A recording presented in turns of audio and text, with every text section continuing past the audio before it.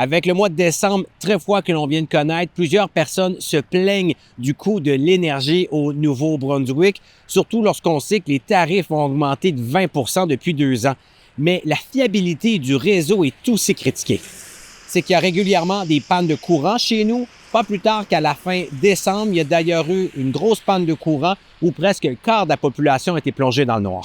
Si bien que dans certains endroits de la province, surtout en milieu rural, l'utilisation de génératrices d'appoint, c'est vu comme un incontournable.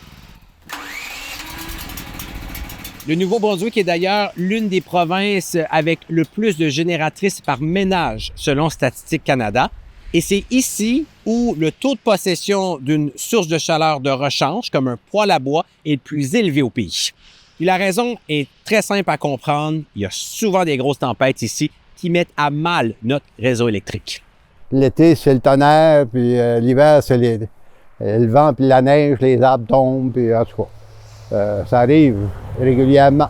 Assez pour que ça vaille la peine d'acheter une génératrice pour pouvoir avoir la paix et dormir sur nos deux oreilles.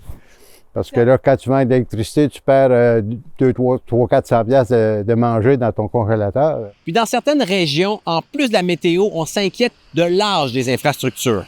Dans le Madawaska, par exemple, tout le secteur est relié au reste du réseau par la ligne de transmission numéro 70, qui est pas mal connue dans le coin. C'est là où est-ce que il y a eu une panne en 2019, il y a eu les pannes de l'année dernière, on en a eu une en novembre dernier, donc c'est toujours la même ligne. À Edmundston, on espère que des travaux réalisés par Énergie NB rendront cette ligne de transmission plus fiable. Puis en attendant, là-bas comme ailleurs dans la province, on attend la prochaine panne parce qu'on sait qu'elle arrivera tôt ou tard. Puis en attendant, on s'assure qu'il y a de l'essence et de l'huile dans notre génératrice.